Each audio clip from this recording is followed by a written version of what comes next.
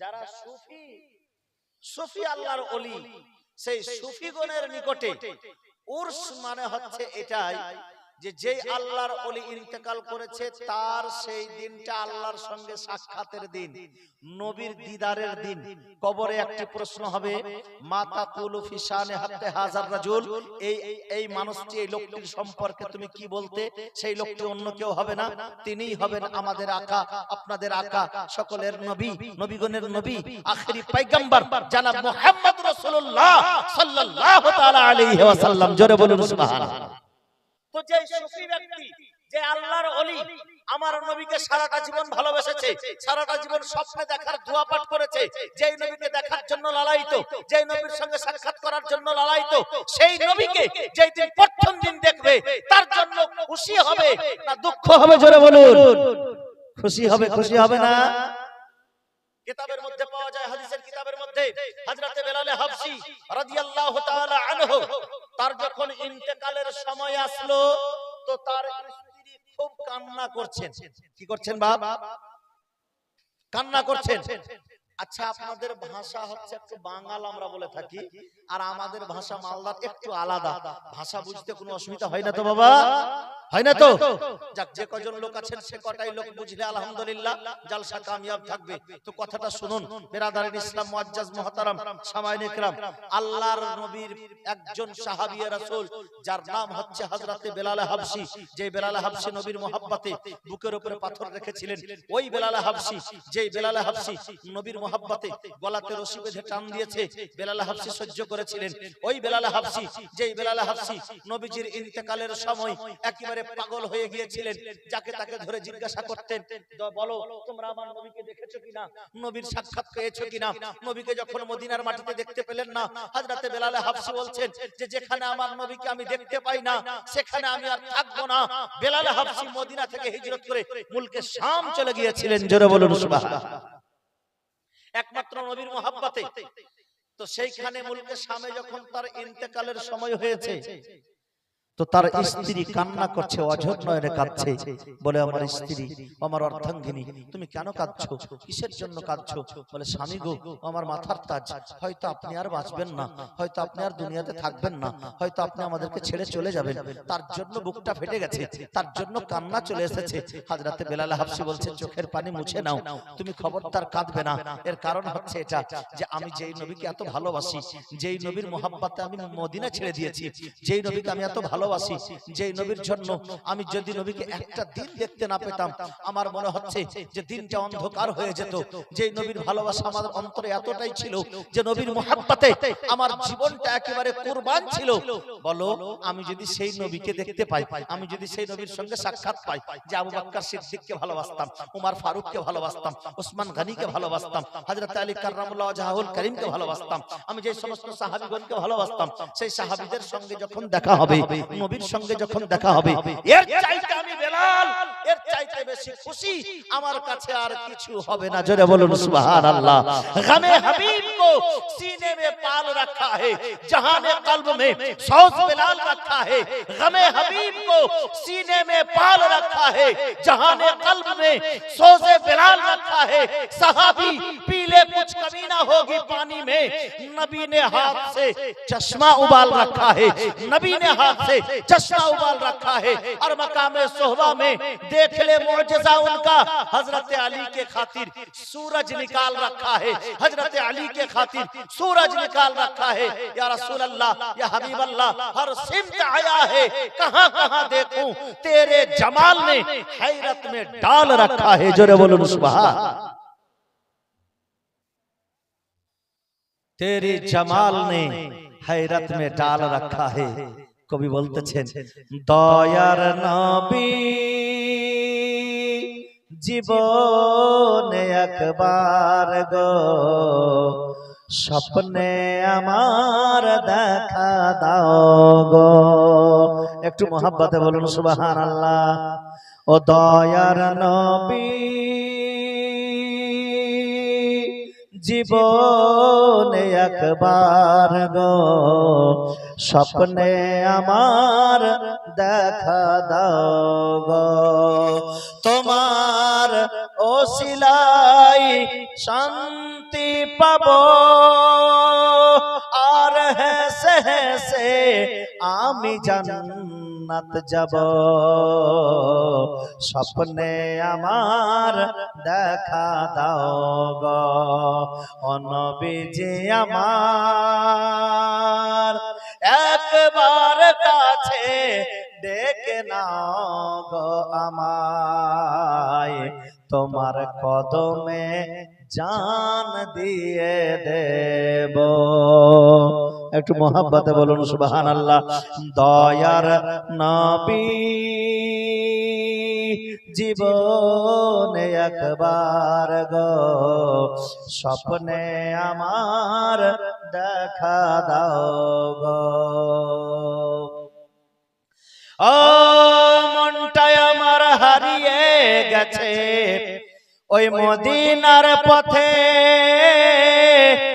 যেথায় খোদার রহমত ঝরে দিনে রাতে।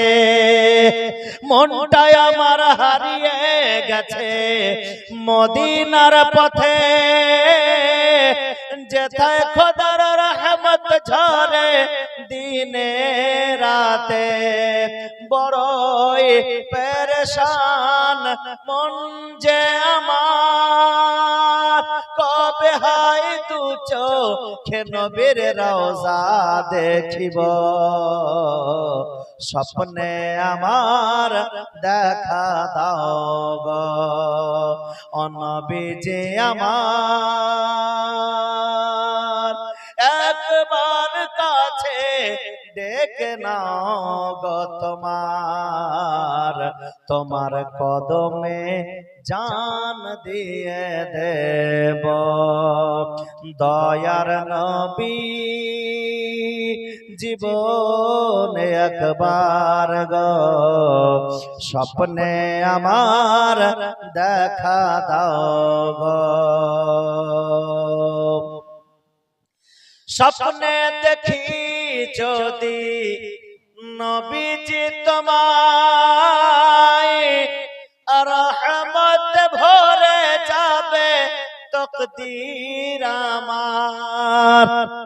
স্বপ্নে দেখি যদি নবীজি তোমায়, রহমত ভরে যাবে তকদীর আমার। বলো না দয়াময় আর কতদিন দুঃখের দুনিয়াতে আমি ভেসে বেড়াবো। স্বপ্নে আমার দেখা দাও গো ও নবীজি আমার, একবার কাছে ডেকে নাও গো তোমার, তোমার কদমে জান দিয়ে দেব। দয়ার নবী জীবনে একবার গো স্বপ্নে আমার দেখা দাও গো।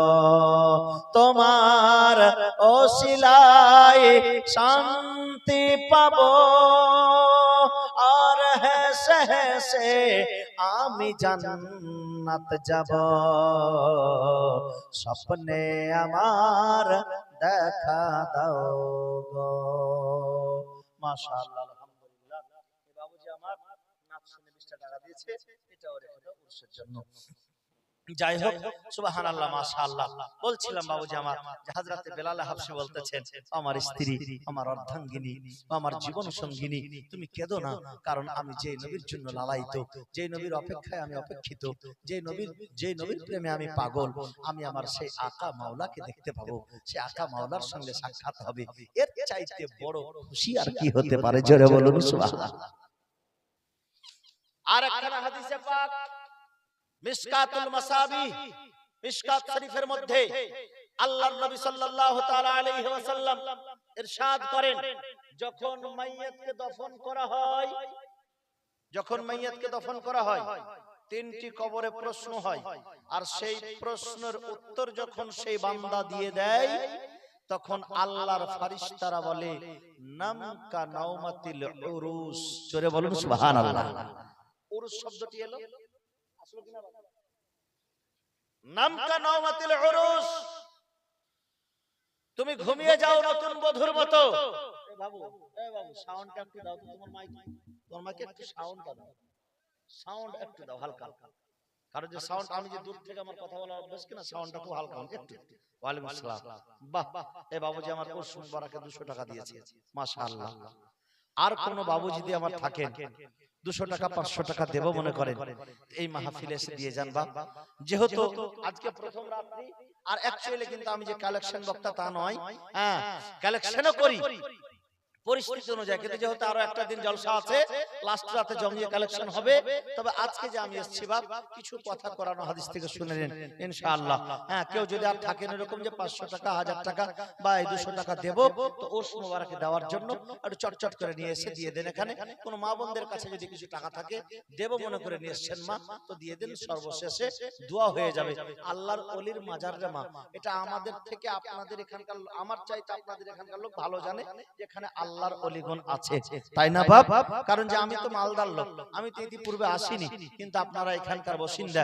এই যে আমার বাবুজি আমার বসে আছেন, দীর্ঘদিন ওনার বয়স হয়েছে, ওনার বাবারা কে উনি দেখেছেন এই আল্লাহর ওলিদের মাজারে আসতে, তাই না বাবা? আজকে আপনাদের ভাগ্য যে 5 জন ব্যক্তি, 5 জন আল্লাহর ওলি আপনাদের গ্রামে আছে। জোরে বলুন সুবহানাল্লাহ।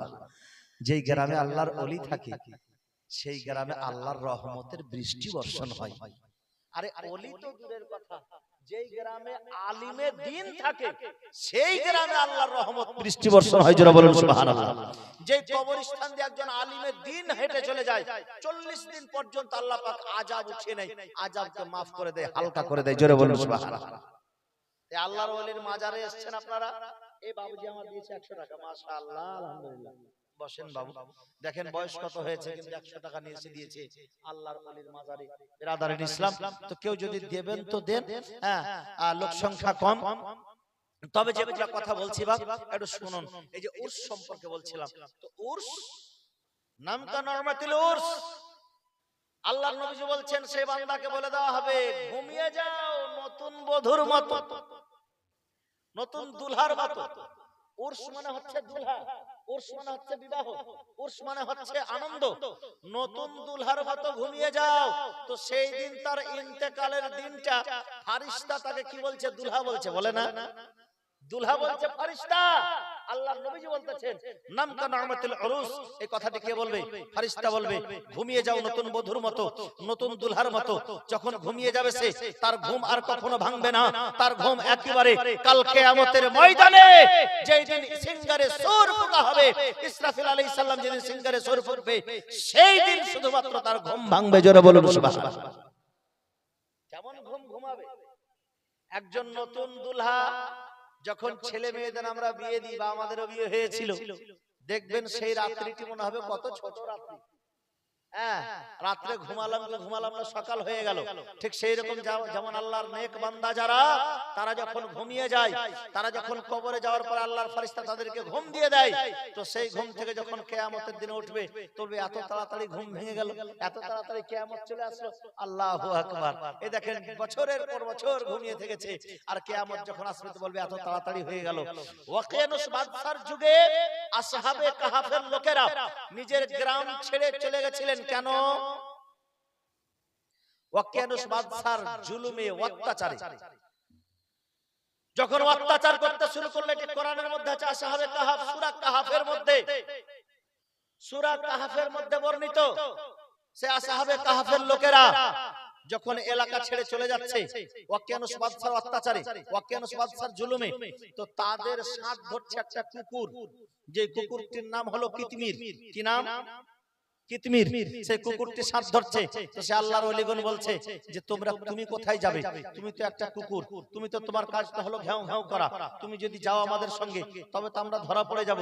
তারা কিন্তু চুরি করে সেখান থেকে চলে যাচ্ছে, মানে লুকিয়ে তারা পালিয়ে যাচ্ছে বাদশার জুলুমে। যখন চলে যাচ্ছে বেরাদার, তখন সেই কুকুর আল্লাহর কাছে দোয়া করছে, রাব্বুল আলামিন আমাকে কথা বলার ক্ষমতা দাও, আমাকে কথা বলার শক্তি দাও, আমি যাতে করে বলতে পারি। আল্লাহ পাক তাকে কথা বলার শক্তি দিয়েছিল।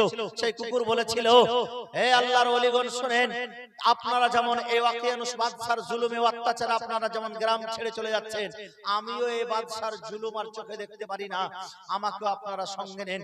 আমার যদিও কুকুরের বৈশিষ্ট্য হলো ঘ্যাও ঘ্যাও করা, তবুও আমি আপনাদেরকে কথা দিচ্ছি, আমি ঘ্যাও ঘ্যাও করব না, আপনাদের পিছনে পিছনে আপনাদের খাদিম হিসেবে আমি থাকবো। জোরে বলুন সুবহানাল্লাহ। সেই পাহাড়ে গিয়ে 300 বছর ধরে তারা ঘুমিয়েছিল। কতদিন? 300 বছর ঘুমিয়েছিল। 300 বছর পরে যখন উঠেছে তারা বলছে এই তো ঘুমালাম, এই তো ঘুমালাম।